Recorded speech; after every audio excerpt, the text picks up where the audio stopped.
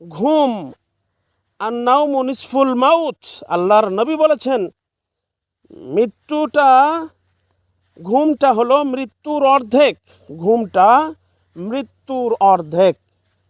তা আমরা জানি না, যেই ঘুমাইতে আমরা যাই সেই ঘুমটা যদি আমাদের মৃত্যু হয়ে যায়, আমরা তো কেউ জানি না।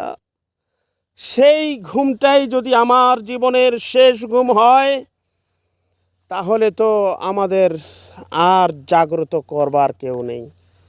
সেই জন্যে ঘুম যাওয়ার আগে নবীর সুন্নত হলো সুন্দরভাবে উজু করা, পাক পবিত্র হয়ে তারপরে শুয়ে ঘুম যাওয়া।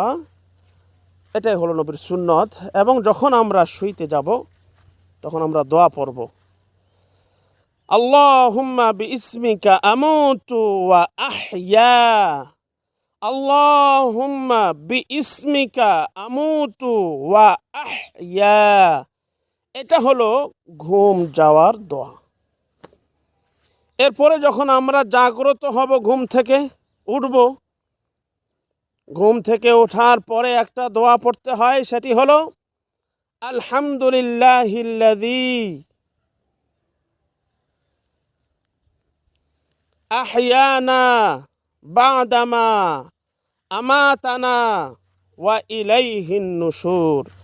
আলহামদুলিল্লাহিল্লাযী আহইয়ানা বা'দামা আমাতানা ওয়া ইলাইহিন নুশুর। এটা হলো ঘুম থেকে ওঠার দোয়া। আপনারা এতক্ষণ আমাকে সময় দেওয়ার জন্য অসংখ্য ধন্যবাদ।